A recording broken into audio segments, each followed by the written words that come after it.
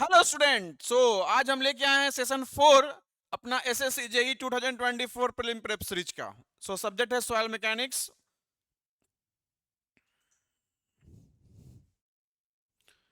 First question screen पे है हमारा। और फर्स्ट क्वेश्चन क्या बोलता है? फर्स्ट क्वेश्चन बोलता है in given soil liquid limit दिया हुआ है 60%। लिक्विड लिमिट कितना बेटा? 60%। प्लास्टिक लिमिट है कितना? 35%। और नेचुरल वाटर कंटेंट है 40%। पूछ रहा है लिक्विडिटी इंडेक्स, पूछ रहा है आईएल पूछ रहा है। सो ऑब्वियसली सी बात है कि फॉर्मूला बेस्ड क्वेश्चन है हमारा। और हमें पता है कि आईएल जो होता है वो क्या होता है? W minus W P upon W L minus W P. So that's equal to 40 minus 35 and divide by क्या होगा? 60 माइनस 35। तो ये कितना हो गया? 5। और ये हो गया हमारा 40 और ये हो गया 25। इसको परसेंटेज में अगर देखेंगे तो ये कितना हो जाएगा? 0.2 या 2% हो जाएगा हमारा। तो परसेंटेज नहीं है, डेसिमल में है। तो आंसर क्या आ गया हमारा? Option D. तो ये आपको क्या ध्यान में रखना है कि ये आपका फॉर्मूला क्या होना चाहिए बेटा? याद होना चाहिए। क्या होना चाहिए? याद होना चाहिए। क्लियर है? चलिए अब आते हैं हम लोग सेकंड क्वेश्चन पे। सेकंड क्वेश्चन बोल रहा है if A soil is dried beyond it's shrinkage limit. सबसे पहले ध्यान में आएगा कि अगर हम एटरबर्ग्स लिमिट की बात करते हैं तो अगर हम यहाँ वॉल्यूम है और यहाँ वाटर कंटेंट है तो ग्राफ कैसा होता है? यहाँ स्ट्रेट लाइन। वैसे तो हमारा ये एक्चुअल होता है हमारा, और नीचे वाला क्या होता है? डॉटेड हमारा एक्चुअल होता है, और नीचे वाला जो स्ट्रेट लाइन है वो एज्यूम्ड होता है। तो ये हमारा हो गया। ये क्या रहा बेटा हमारा?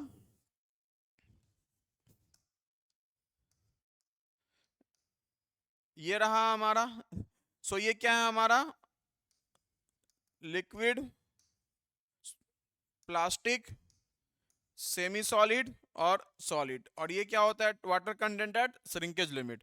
सो यहाँ सेमी सॉलिड से जैसे ही सॉलिड पे जाते हैं तो क्या होता है हमारा? वॉल्यूम क्या होता है हमारा? कांस्टेंट हो जाता है। वॉल्यूम ऑफ सॉलिड्स रहता है हमारा। वॉल्यूम क्या रहेगा? ड्राई वॉल्यूम रहेगा हमारा।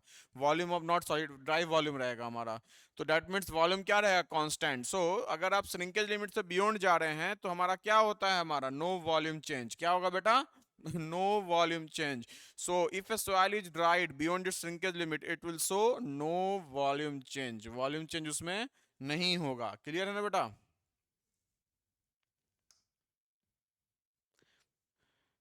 अब देखिए ध्यान से। थर्ड क्वेश्चन है pycnometer is use to determine. So obviously से बात है, अगर हम पिक्नोमीटर की बात करते हैं तो पिक्नोमीटर हमारा क्या डिटरमाइन करता है? पिक्नोमीटर डिटरमाइन करेगा water content and void ratio. नहीं, वॉइड रेशियो कंसिडर नहीं करता है। वाटर कंटेंट तो करता ही है और साथ साथ स्पेसिफिक ग्रेविटी करता है। बस ध्यान रखिएगा इस बात का यहाँ कि यहाँ कोहेसिव सॉइल के लिए यूज नहीं करते हैं। क्यों? क्योंकि कोहेसिव सॉइल से इंट्रैप्ड एयर को रिमूव करना पॉसिबल नहीं होता है। इंट्रैप्ड एयर को रिमूव करना, फुल्ली इंट्रैप्ड एयर को रिमूव करना पॉसिबल नहीं होता है। क्योंकि इंट्रैप्ड एयर रहेगा तो हमारा ट्रू रिजल्ट से क्या आएगा? रिजल्ट डेविएट करेगा हमारा। So we can say that कि ये क्वेश्चनल सवाल के लिए प्रेफरेबल है हमारा। ठीक है ना? नेक्स्ट है हमारा which of the following method is most accurate. क्या बोल रहा है बेटा? Which of the following method is most accurate for the determination of water content of soil. अगर हम बात करते हैं वाटर कंटेंट ऑफ सॉइल का तो पहला क्या है हमारा? Oven drawing method. क्या है हमारा? Oven drawing method. क्लियर है ना? सेकंड सेकंड क्या है? अल्कोहल मेथड और स्प्रीट मेथड। अल्कोहल मेथड और स्प्रीट मेथड और स्प्रीट मेथड और स्प्रीट मेथड। इसके अलावा ये भी है हमारा। और थर्ड क्या होता है हमारा? जिसे हमारा टॉर्जन बैलेंस मेथड हो गया हमारा। क्या हो गया बेटा? टॉर्जन बैलेंस मेथड हो गया हमारा।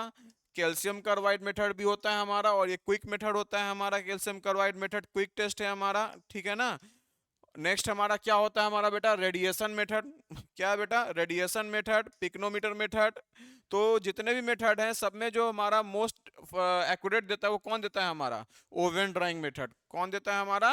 ओवन ड्राइंग मेथड देता है हमारा। क्लियर है ना? So this is the most accurate for the determination of water content of soil. Clear है बेटा? चलिए अब आते हैं हम लोग नेक्स्ट क्वेश्चन पे। नेक्स्ट क्वेश्चन क्या बोल रहा है हमारा, नेक्स्ट क्वेश्चन बोल रहा है which one of the following correctly defines the term activity. Activity of clay की बात करते हैं, तो आपको पता है बेटा कि एक्टिविटी ऑफ क्ले जो होता है वो बताता है कि कितना वॉल्यूम चेंज होने की संभावना है, प्रोन टू वॉल्यूम चेंज। तो किस पे डिपेंड करता है, वो डिपेंड करता है प्लास्टिसिटी इंडेक्स पे। किस पे डिपेंड करता है बेटा, प्लास्टिसिटी इंडेक्स पे डिपेंड करता है। और साथ साथ किस पे डिपेंड करता है, साथ साथ डिपेंड करता है परसेंटेज ऑफ क्ले फाइन्स पे, परसेंटेज ऑफ क्ले फाइन्स पे, less than 2 micron, less than 2 micron. किस पे डिपेंड करता है, लेस देन 2 माइक्रोन। सो अगर हमारा ए जो है हमारा ए, आपको पता है एक्टिविटी अगर 0.75 का रेंज होता है, 0.75 से 1.25 का और ग्रेटर देन 1.25 का। सो अगर ये है हमारा, तो सॉइल कैसा होता है, इनएक्टिव, मतलब ज्यादा वॉल्यूम चेंज थोड़ा सा भी नहीं होगा। ये हमारा क्या, मीडियम एक्टिव, और ये हमारा बहुत ज्यादा एक्टिव होता है हमारा। So it depends upon what, plasticity index. So क्या होगा, plasticity index upon percentage of clay और percentage of particles less than 2 micron. Clear है ना। चलिए नेक्स्ट क्वेश्चन बोल रहा है बेटा, क्या नेक्स्ट क्वेश्चन बोल रहा है which one of the following formations has poor permeability. क्या बोल रहा है बेटा, पुअर परमेबिलिटी और बट सीपेज इज पॉसिबल। क्या बोल रहा है, बट सीपेज इज पॉसिबल। तो ध्यान रखिएगा इस बात का, सीपेज इज पॉसिबल। तो अगर मैं बात करता हूं एक्वीफर का, तो एक्वीफर का क्या होता है, पोरस भी होता है, बहुत अच्छा भी होता है पोरोसिटी, और बहुत अच्छा परमेबिलिटी भी होता है। जैसे रॉक हो गया हमारा, क्या हो गया बेटा हमारा, रॉक हो गया हमारा। अगर मैं बात करता हूं किसका, एक्विक्लूड का, तो ये तो हमारा पोरस बहुत ज्यादा है, लेकिन क्या होगा हमारा, परमेबिलिटी क्या है हमारा इसका, कम है। अगर मैं इसका एग्जांपल आपसे पूछता हूं तो आप क्या बोलिएगा, क्ले बोलिएगा।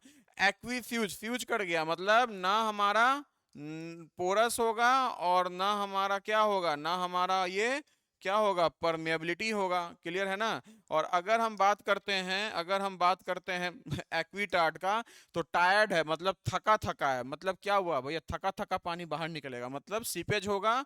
बट पोरस क्या होता है हमारा, नहीं होता है। पोरस क्या होता है, मतलब एक तरह से पुअर पोरस बोलेंगे, और सीपेज होगा हमारा। तो ये ठीक है ना, तो ये क्या हो जाएगा, एक्वीटार्ड। क्या हो जाएगा आंसर बेटा, एक्वीटार्ड। क्लियर है ना।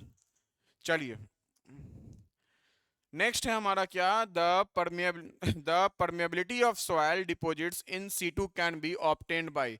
देखो देखो ध्यान से, परमेबिलिटी ऑफ सॉइल डिपॉजिट्स है, इन सीटू मतलब साइड की बात कर रहा है, तो कैन बी ऑब्टेन्ड बाय। तो ध्यान रखिएगा बेटा, ये कांस्टेंट हेड परमिएबिटर और फॉलिंग हेड परमिएबिटर क्या है हमारा, लैब टेस्ट है। क्या है बेटा हमारा, ये लैब टेस्ट है। तो अगर मैं लैब टेस्ट की बात करता हूं, तो आपको पता है कि जो आपका कांस्टेंट हेड टेस्ट है, क्या है बेटा हमारा, जो कांस्टेंट हेड टेस्ट है हमारा, ये क्या होता है हमारा, परवियस सॉइल के लिए यूज करते हैं। किसके लिए यूज करते हैं हम लोग बेटा, परवियस सॉइल के लिए यूज करते हैं। और साथ साथ कोर्स ग्रेन्ड सॉइल के लिए भी यूज करते हैं, साथ साथ कोर्स ग्रेन सॉइल के लिए भी यूज करते हैं। क्योंकि एडिक्वेट मेजरेबल डिस्चार्ज हमें चाहिए परमेबिलिटी को डिटरमाइन करने के लिए। We need adequate measurable discharge for the accurate determination of permeability. Okay, we need adequate measurable discharge for the accurate determination of what, permeability. And what I want to say you that for falling head test if I am saying, तो ये permeability of क्या होगा हमारा, sand plus silt हो जाएगा हमारा, fine grain soil भी बोल सकते हैं हम लोग। क्लियर है ना, फाइन सैंड मतलब साइंस नहीं, फाइन सैंड्स बोल दीजिए, एक तरह से फाइन ग्रेन सॉइल बोलेंगे। लेकिन भाई साहब ये क्या हमारा, ये हमारा लैब टेस्ट है। तो बेसिकली क्या होता है कि आप यहाँ जो एज्यूम करते हैं कि डिग्री ऑफ सैचुरेशन क्या है हमारा 100% है, लेकिन हो सकता है कि डिग्री ऑफ सैचुरेशन हमारा 100% नहीं हो। क्यों नहीं हो डिग्री ऑफ सैचुरेशन हमारा 100%, क्यों, क्योंकि उसमें इंट्रैप्ड एयर होगा। जब इंट्रैप्ड एयर होगा तो डिग्री ऑफ सैचुरेशन हमारा 100% नहीं होगा। तो हो सकता है कि जो रिजल्ट आएगा वो ट्रू रिजल्ट से क्या होगा, डेविएट होगा, ट्रू रिजल्ट से डेविएट होगा। और जो इन सीटू डिपॉजिट्स होता है वो हेट्रोजीनियस और स्ट्रेटिफिकेशन होने के कारण, जो इन सीटू डिपॉजिट्स होता है वो हेट्रोजीनियस और स्ट्रेटिफिकेशन होने के कारण फुल्ली स्टिमुलेट नहीं करता है टेस्ट सैंपल को, फुल्ली रिप्रेजेंट नहीं करता है टेस्ट सैंपल को।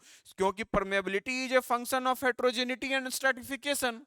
Permeability is a function of heterogeneity and stratification, so permeability heterogeneity और स्ट्रेटिफिकेशन का फंक्शन है, इसलिए इन सिटू डिपॉजिट्स क्या होगा हमारा, फुल्ली स्टिमुलेट नहीं करेगा किसको, फुल्ली रिप्रेजेंट नहीं करेगा टेस्ट सैंपल को। तो इसी चीज को ध्यान में रखते हुए हम लोग करते हैं ट्रूली रिजल्ट्स ऑब्टेन करने के लिए फील्ड टेस्ट करते हैं, जिसमें वाटर को ड्रिल्ड वेल से पंप आउट करते हैं। क्या करते हैं, पंप आउट करते हैं। तो पंपिंग इन और पंपिंग आउट टेस्ट होता है, इसलिए आंसर क्या आएगा इसका, पंपिंग टेस्ट आएगा। क्या आएगा बेटा, क्या आएगा आंसर, आंसर आएगा हमारा पंपिंग टेस्ट आएगा। अब बात करते हैं हम लोग next question, consider the following factors pertaining to flow through, ठीक है ना। So of this the factors permeability include, factors permeability किस पे डिपेंड करता है। तो आपको याद होगा हमने पढ़ाया था कॉजनी करमान इक्वेशन। सो कॉजनी करमान इक्वेशन में हमने क्या बोला था, हमने ये बोला था K इज इक्वल टू, इसका ESC गेट बैच में हमने प्रूफ भी बताया था, ESC कन्वेंशनल बैच में, 0W into EQ upon 1 plus E। Clear है यहाँ तक। और साथ साथ यहाँ क्या आता है, यहाँ क्या आता है, यहाँ आएगा हमारा एक फैक्टर जो इंपॉर्टेंट है, तो इसको बोलते हैं CS। क्या बोलते हैं बेटा, CS, जो शेप फैक्टर होता है, और इसका वैल्यू क्या होता है, ग्रैनुलर सॉइल के लिए 2.5 होता है। साथ साथ डायनामिक विस्कोसिटी आता है, म्यू कोफिशिएंट ऑफ विस्कोसिटी आता है, और स्पेसिफिक सरफेस भी आएगा, mu C square, specific surface that is surface area per unit volume of soil solids, जिसको बोलते हैं स्पेसिफिक सरफेस। और साथ साथ देखिएगा CUS स्क्वायर के जगह पे एक और आएगा हमारा T स्क्वायर आएगा, जिसको क्या बोलते हैं हम लोग, ट्यूटोसिटी, ट्यूटोसिटी बोलते हैं, जो ग्रेनुलर सॉइल के लिए √2 होता है, ट्यूटोसिटी। और ये क्या डिस्क्राइब करता है, डिफ्यूजन डिस्क्राइब करता है पोरस मीडियम में। क्या करता है बेटा, डिफ्यूजन डिस्क्राइब करता है पोरस मीडियम में। क्लियर है ना, ट्यूटोसिटी। तो ग्रेनुलर सॉइल के लिए क्या होता है हमारा, ये √2 होता है, और इंटू 1 प्लस ई हो गया हमारा। सो हम देख रहे हैं कि भैया हाइड्रोलिक ग्रेडियंट पे तो कहीं कहानी नहीं हो रहा है हमारा, ग्रेन साइज पे डिपेंड कर रहा है। ऑब्वियसली सी बात है, क्योंकि K is a function of E, K is a function of E, void ratio भी होगा हमारा। क्लियर है ना, वाइड रेशियो भी होगा हमारा। और ट्यूटोसिटी जो होता है हमारा, वो ग्रेनुलर सॉइल के लिए √2 होता है, that describe the diffusing property in porosity medium. Alright, clear है ना। और K कोफिशिएंट ऑफ परमेबिलिटी है, CS क्या हमारा शेप फैक्टर है, ऑब्वियसली से बात है, जो डिपेंड करेगा ग्रेन साइज पे। और S क्या हमारा सरफेस एरिया, S क्या हमारा surface area per unit volume. तो यहाँ सरफेस एरिया बेटा, क्रॉस सेक्शनल एरिया नहीं है, total area of wall, total surface area per unit volume, surface area per unit volume हमारा, volume of soil solids, volume of soil solids. Clear है ना बेटा। तो यहां हमारा क्या हो रहा है कि क्रॉस सेक्शनल एरिया पे तो डिपेंड ही नहीं कर रहा है, क्रॉस सेक्शनल एरिया पे तो डिपेंड ही नहीं कर रहा है हमारा, क्रॉस सेक्शनल एरिया पे डिपेंड ही नहीं कर रहा है, ठीक है ना। तो ऑब्वियसली सी बात है, अगर हम क्रॉस सेक्शनल एरिया पे डिपेंड नहीं कर रहा है, तो हमारा फैक्टर्स अफेक्टिंग परमेबिलिटी जो होगा हमारा, वो क्या हो जाएगा हमारा, वो हमारा हो जाएगा 2 और 3। क्या हो जाएगा बेटा, 2 और 3, क्या हो जाएगा हमारा, 2 और 3 हो जाएगा हमारा। क्लियर है ना। क्योंकि देखिए शेप फैक्टर जो होता है बेसिकली हमारा, वो क्या होता है, अगर हम बात करते हैं शेप फैक्टर की, तो शेप फैक्टर क्या होता है हमारा, surface area per unit volume. तो पाई क्या होता है हमारा, pi upon D square, pi D square upon pi D cube upon 6। Clear है ना बेटा। तो ये क्या हो जाएगा, ये देखिए सरफेस एरिया हमारा पूछ रहा है, क्या बोल रहा है हमारा, सरफेस एरिया बोल रहा है, तो ये क्या हो जाएगा हमारा, pi upon D square. So देखिए स्पेयर के लिए क्या हो गया, pi upon D square. Sphere के लिए क्या हो गया हमारा, surface area per unit volume, specific surface, क्या हो गया हमारा, pi upon D square upon pi D cube upon 6। So ये क्या आ गया, 6 अपॉन डी। अगर हमारा मान लीजिए स्पेयर हमारा ट्रूली स्पेयर रिप्रेजेंट नहीं कर रहा है पार्टिकल, उसका साइज आपका सीव या मेश साइज ए और बी के बीच में है, तो हम लोग क्या लिखते हैं, 6 upon under root A B. कब, जब स्पेसिफिक, जब आपका स्पेयर जो हमारा वो आपका या पार्टिकल जो हमारा वो यूनिफॉर्मली डिस्ट्रीब्यूटेड हो हमारा in the size range between A and B, in the size range between A and B, A and B is the size range corresponding to mesh size और sieve size। उस case में 6 upon under root A B होगा, इसलिए हमारा cross sectional area नहीं। अगर यहाँ रहता हमारा सरफेस एरिया, ठीक है ना, तो हम लोग यहाँ करते बात, तो फिर हमारा फोर्थ भी होता है। इस बात का ध्यान रखिएगा, क्रॉस सेक्शनल एरिया है, it's not surface area. Clear है ना बेटा। चलिए नेक्स्ट क्वेश्चन हमारा क्या बोल रहा है, डिटरमाइन द इक्विवेलेंट, क्या हमारा equivalent hydraulic conductivity of A soil deposit having the average vertical and horizontal hydraulic conductivities. तो आपको पता है कि के इक्विवेलेंट जो होता है वो क्या होता है, के एक्स इंटू के वाई। क्लियर है बेटा? सो ऑब्वियसली से बात है, इसको सॉल्व कीजिएगा 1 इंटू 10, ये कितना है 10⁻⁻5, 10⁻⁻5 इंटू 2 इंटू 10⁻⁻4 सेंटीमीटर स्क्वायर पर सेकंड स्क्वायर, ठीक है ना। सो ये कितना हो गया 2 इंटू 10⁻⁻9, तो इसको सॉल्व कीजिएगा तो ये कितना आएगा हमारा, ये आ जाएगा हमारा 4.5 इंटू 10⁻⁻1 सेंटीमीटर पर सेकेंड।